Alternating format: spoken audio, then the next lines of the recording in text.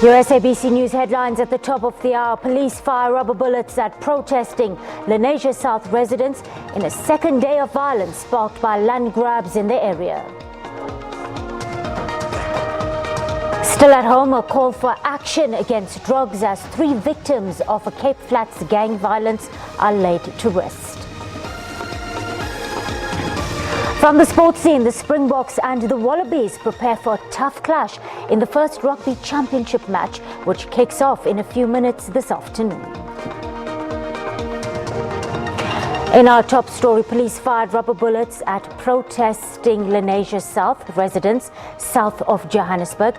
Homeowners have been protesting over the mushrooming of illegal shacks, which they say is negatively affecting the value of their bonded houses. Our reporter Hasina Gori was in Lenasia South. She joins us now on the desk for an update. Good afternoon, Hasina. You've had a busy day. You're fresh from Lenasia South. How volatile is it there now? What we saw this afternoon was from yesterday.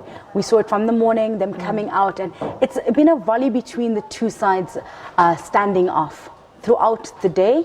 We saw it calming down a little bit with police being on the scene, trying to get them to calm down both sides and to kind of disperse and allow, for some kind of resolutions to come through. We know that the MEC visited the area today and he had a town meeting first in Lenasia itself with various different other communities. Then he went through to Lenasia South specifically, where he met with first the shack dwellers who residents of Lenasia are, accusing of land grabbing and invading that area. And then he went down towards the residents of the area to try and speak to them.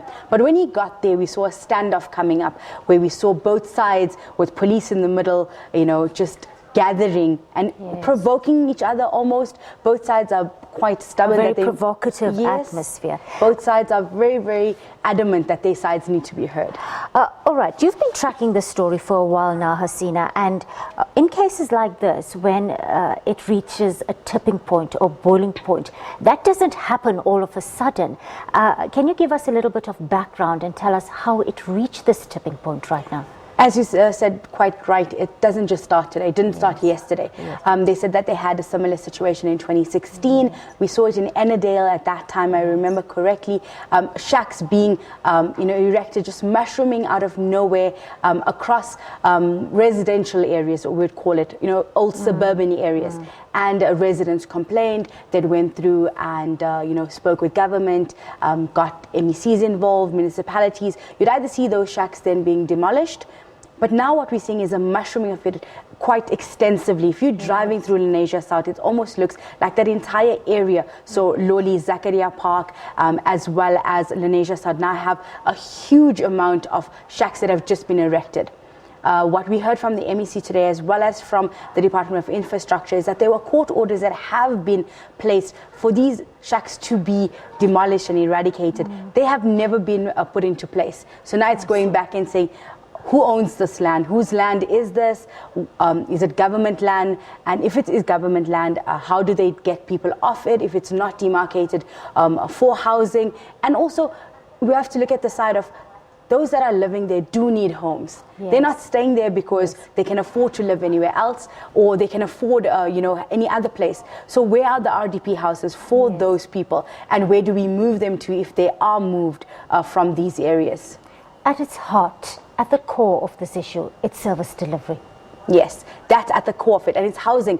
We have an issue of, I think it's 2 million backlog nationally and 1 million alone in just Gauteng itself. We know that those that come into Gauteng, it's internal and external migration. They come in here because of economic gains. They're looking for new economic opportunities. But Gauteng does not have the capacity to house all those that are coming into this area, and that's where the issue, service delivery at the core of it. And on the other side of this as well, it affects service delivery. When you have illegal structures being put up in an area, you have illegal connections, you have water issues that then come, sewage as well, because now you're adding to a already burdened system with these illegal connections. So it's a ripple effect, and I think to find a solution, government has to come to the party and answer these questions of where do these homes go?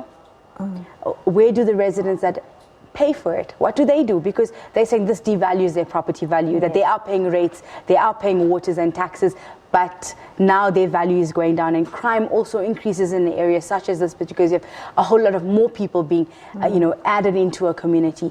So there's a lot of answers that government does have to do. We know the MEC tried today. He tried to understand the complex issues of Lenasia South, of the entire area. He did say he would speak with the mayor as well, Herman Mashaba, to try and get some kind of involvement from the city.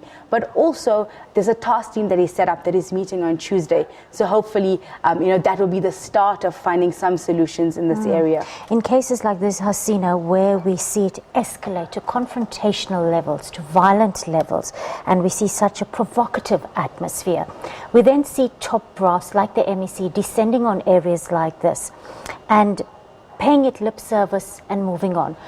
In your assessment, what do you garner of the overriding sentiment or the mood of community members out there on both sides of the case, on both sides of the fence, so to speak? How far are they willing to take this? As you said, paying lip service. This is one of the reasons why residents of Lenasia South, or Deep South as they call themselves, that community, took to the streets. They said they've gone to government over and over and over. There've been promises made and nothing being delivered. So they took it in their own hands and they took to the streets, and that's where it started. There's frustration, there's anger. Both sides are saying enough is enough. Both sides are saying we need homes, we need lands, we need service delivery. And one side is saying we pay for it, so our area should be kept to a certain standard. The other side is saying, well, we also deserve, to have a space, and we also deserve service delivery. And it's going to take good leadership to bring, some kind of impasse here. Hasina Gori, our reporter covering developments in Lenasia South, will be keeping a keen eye on developments there. Thank you for your time on the SABC News Desk. Let's move on now. Drugs and gangsterism issues are not just a problem in the northern areas in the Nelson Mandela Metro anymore. It's also filtered into the